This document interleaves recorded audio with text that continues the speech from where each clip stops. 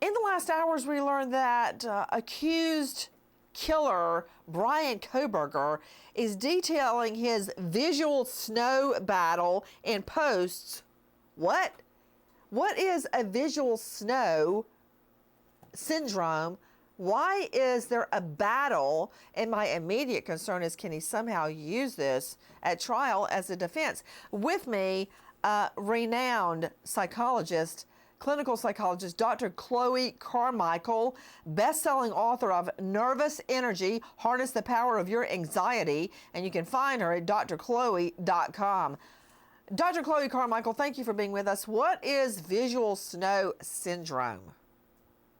Hi, Nancy. Good to be with you as well. So visual snow syndrome is a visual hallucination in which, you might be seeing kind of like when you watch TV and there's a poor connection, they call it snow. When you might see a little bit of an overlay like that around you. One thing I do think that's interesting about Bryan asserting that he struggles with this is that I believe he actually is also has described himself, I think, as a former heroin addict, if I'm not mistaken. And actually, visual snow can be a side effect sometimes of some of the brain changes that can occur with serious long-term drug use. So I can't help but wonder if there could be a connection there. Dr. Chloe Carmichael weighing in. I understand that Kohberger actually writes about his so-called battle with visual snow syndrome. And I'm trying to find out about it. Is it not some rare neurological condition? It's definitely very rare, and you're absolutely correct to tie it to the brain, which again is why in some cases it's actually associated with drug use. And, as for him saying that he's had a battle with it, personally, I would be curious to know if he actually went and ever requested or received treatment for it. Because, what does it do to you, Dr. Chloe? Well, certainly it can obviously be annoying and frustrating. There can be anxiety and depression that just, come from having this visual snow effect, happening wherever you're going. There's not a lot of research that's actually been done about it. But, again, with his drug use, we don't really know a lot about, or at least I don't know a lot about, what kind of treatment he may have received post-drug use, because people don't, when they become a drug addict, a serious drug addict of heroin, as I believe was the case in his situation, they're running from something. They're trying to escape something. There's an unresolved issue. But if you just stop the drug use, but you don't deal with the underlying issue, then you're kind of like what they call a dry drunk, right? You may have stopped the drug use, but you haven't dealt with the underlying issue. So let me understand, Dr. Chloe. So in your regular life, for instance, right now, as I'm looking at the camera, I would see a snowy field like I'm looking at a bad reception screen on the TV. Yes. So in your regular life, And is it constant or does it come and go? They say that it can come and go, and that it can especially tend to arise during periods of stress or anxiety, and that it can also be associated with migraines. You know what? It's reminding me of those people that have tinnitus. They have a constant sound in their ear, like all the time, 24/7, 365. It's associated with tinnitus. Really? Yes. Mm-hmm. Because I just thought of like this constant thing, this buzzing, and this snow syndrome, visual snow syndrome, sounds like something that's constant that may come in and out. And you're saying it can be exacerbated during stressful moments? Yes, that is what is said about it. Though I would say again that there's limited research on it because it is so rare. Let me ask you this. In your experience, guys, I'm talking to Dr. Chloe Carmichael, renowned psychologist, and you can find her at drchloe.com. Dr. Chloe, do you believe that I'm thinking of the trial. I'm already like 5 steps ahead of this, thinking, how can he use this? Because he reportedly starts complaining about it at age 17, which is around the time, as you accurately pointed out, Dr. Chloe, that friends or associates of his have stated that he used heroin and then got clean.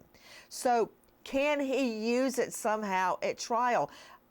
Question to you, Dr. Chloe. Have you ever heard of a theory where the visual snow syndrome incites violence? No, I personally never have, and I actually think that it would be a real sneer and very detrimental if he were to suggest that somehow because of his visual snow syndrome or because of him being a recovering addict, that in any way should be a rationale for him committing these brutal murders. Because what is that saying about innocent people everywhere that may have visual snow or who may be in recovery? There's really no justifiable reason why those things would lead to him becoming a homicidal maniac. Dr. Chloe Carmichael, you're so pure. Have you ever heard of the Twinkie defense? Because you're saying, how could someone dare use visual snow syndrome as a defense? The Twinkie defense, I committed murder because I had too many Twinkies, or the PMS defense, I was crazy because I was having cramps and I was just angry that day. I could absolutely... Well, that would only contribute to the fact, the idea of him being an entitled and grandiose person who likes to think that there's something about him that's special that would justify him being able to do things that other people would not. And I agree with you. You know, people can indict a ham sandwich and they can say a Twinkie made them do it, but that doesn't mean it's true. You know what? You're so right, Dr. Chloe. I'm just wondering if somehow he can twist this thing, if not at trial, because to use a defense like that is kind of like an insanity defense or an alcohol defense. You'd have to say, yes, I did it, but I did it because I was incited by visual snow syndrome. I don't think that's going to happen, but I could see it at mitigation, him saying, okay, I did it. It's been proven. You found me guilty, but this is why I did it, because of visual snow syndrome. I don't see how that could be personally, because, again, it is a visual hallucination, but this was a premeditated situation. It's not even like he was just, sitting somewhere and then suddenly a powerful hallucination came upon him and he thought he had to reach out and stab, because he was fighting a hallucination. This appears to have occurred completely independently of hallucinations, at least from what I can tell. Okay, you're onto something right there yet again, Dr. Chloe, because it would not have been an immediate act like a delusion or an uncontrollable impulse, because he had to plan this out. He stalked them.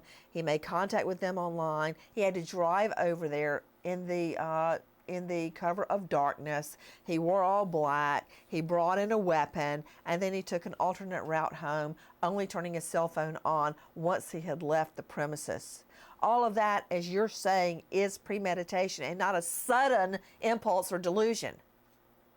A reaction to a hallucination, exactly. So bottom line, you could tell a jury in full confidence, Dr. Chloe Carmichael, it ain't true. It didn't happen. It's not because of visual snow.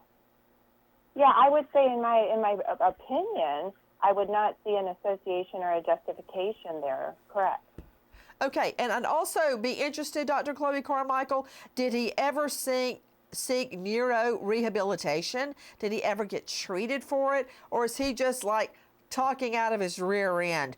Technical, legal term. Another thing that may actually trigger more of his visual snow is that it's just been announced Bryan Kohberger could face the firing squad there in Idaho because of the shortage of the lethal injection medicines. Okay, could something like that, a traumatic revelation, trigger the visual snow syndrome? And don't get me wrong, Dr. Chloe, I don't care.